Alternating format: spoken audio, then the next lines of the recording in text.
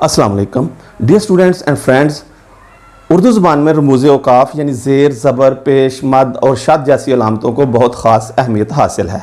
उर्दू में इन अलामतों को इराब कहा जाता है। उर्दू ज़ुबान में इराब की ज़रा सी तब्दीली से ना सिर्फ अल्फाज का तलफ़्फ़ुज़ बदल जाता है बल्कि अल्फाज के मानी और मफ़हूम में भी बहुत ज़्यादा तब्दीली आ जाती है।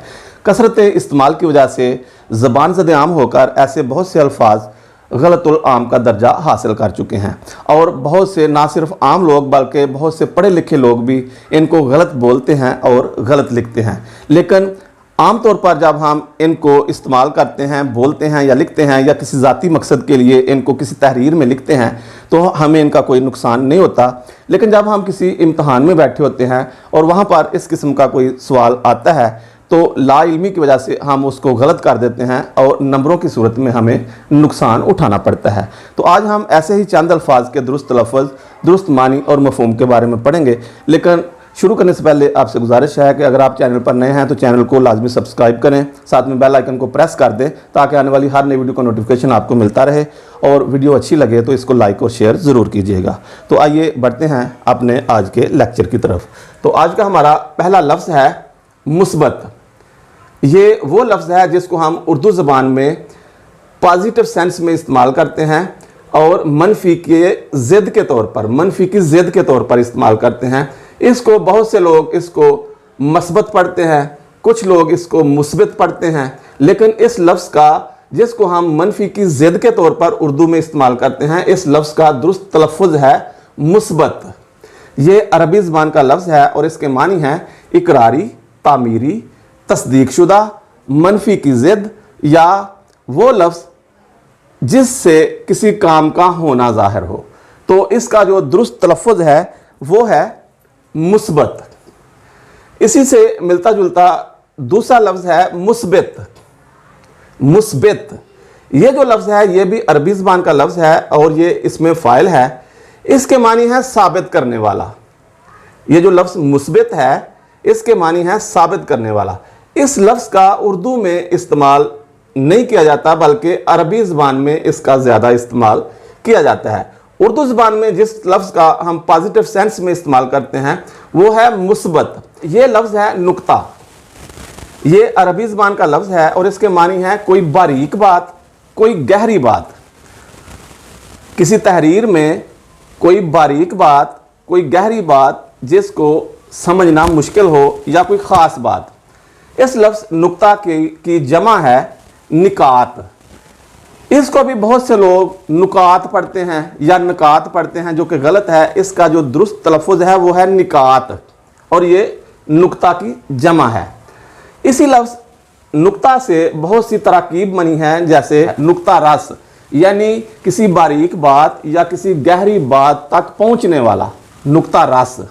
इसी तरह है नुक्ता चीनी। इसी से एक तरकीब नुक्ता चीन भी है जिसको मिर्ज़ा गालिब ने बड़े ख़ास अंदाज में ख़ास मतलब के लिए अपनी शायरी में इस्तेमाल किया है। तो ये तरकीब है नुक्ता चीनी। इसका मतलब है किसी में कोई ऐब तलाश करना, कोई खामियां तलाश करना, कोई ऐब ढूंढना, नुक्ता चीनी करना। तो ये जो लफ्ज़ है ये है नुक्ता। इसके मानी है बारीक बात, गहरी बात और इसकी जमा है निकात।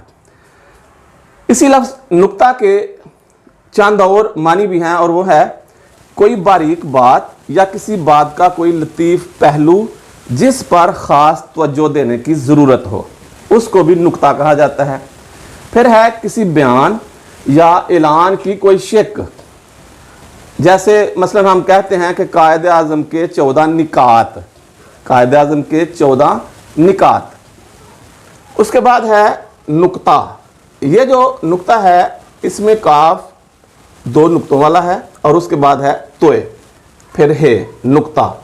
इसके मानी है निशान या हिंदी में इसको बिंदी कहा जाता है या कलम या मार्कर की नोक का जो निशान होता है उसको भी नुक्ता कहा जाता है। या ज्योमेट्री में 2 खतूत जहाँ पर एक दूसरे को कता करते हैं उस जगह को भी नुक्ता कहा जाता है या उसको मरकज़ भी कहते हैं। इस लफ्ज़ नुक्ता की जमा है नुकात। नुकात या नुकत, ये लफ्ज़ इस लफ्ज़ नुक्ता की जमा है नुकात या नुकत। उसके बाद है आराब, और इसी से मिलता जुलता दूसरा लफ्ज़ है इराब। ये जो पहला लफ्ज़ है ये आराब है और अलिफ के ऊपर ज़बर है। आराब ये लफ्ज़ जो है ये अरब की जमा है, यानी खित्ताए अरब, खित्ताए अरब के लोग या अरब के बाशिंदे या अरबी लोग, उनको आराब कहा जाता है।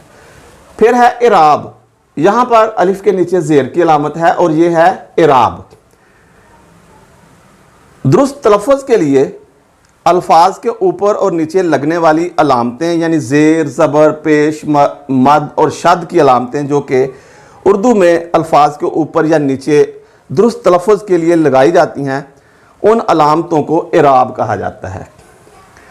उसके बाद है बराहे मेहरबानी या बराए मेहरबानी।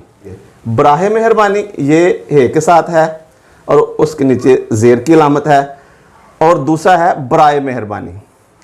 बराहे मेहरबानी के लफ्ज़ी मानी हैं मेहरबानी की राह से। बराहे मेहरबानी इसके लफ्ज़ी मानी है मेहरबानी की राह से, इसीलिए इसको अज़ राह मेहरबानी भी लिखा जाता है। अज़ राह मेहरबानी यानी मेहरबानी की राह से। और इसी तरह अज़ राह करम भी लिखा जाता है या बोला जाता है अज़ राह करम, यानी करम की राह से, मेहरबानी की राह से, मेहरबानी के वास्ते से। तो इसलिए बराए मेहरबानी लिखना दुरुस्त नहीं है। हालांकि बराए मेहरबानी और बराए मेहरबानी कसरत इस्तेमाल की वजह से ये ज़ुबान ज़द आम हो चुके हैं और ये दोनों जो हैं ये गलतुल आम का दर्जा हासिल कर चुके हैं। तो आम तौर पर तो इनको गलत नहीं समझा जाता, दोनों को ही दुरुस्त मानों के लिए इस्तेमाल किया जाता है। लेकिन जो दुरुस्त है वो है बराए मेहरबानी। तो इसलिए हमें बराए मेहरबानी नहीं लिखना चाहिए, बल्कि हमें ऐसे मौक़ों पर बराए मेहरबानी लिखना चाहिए। तो ये थी स्टूडेंट्स आज की वीडियो। उम्मीद है आपको पसंद आएगी। मिलते हैं अगली वीडियो में एक नए मौजू के साथ। इजाज़त दीजिए। अस्सलाम वालेकुम।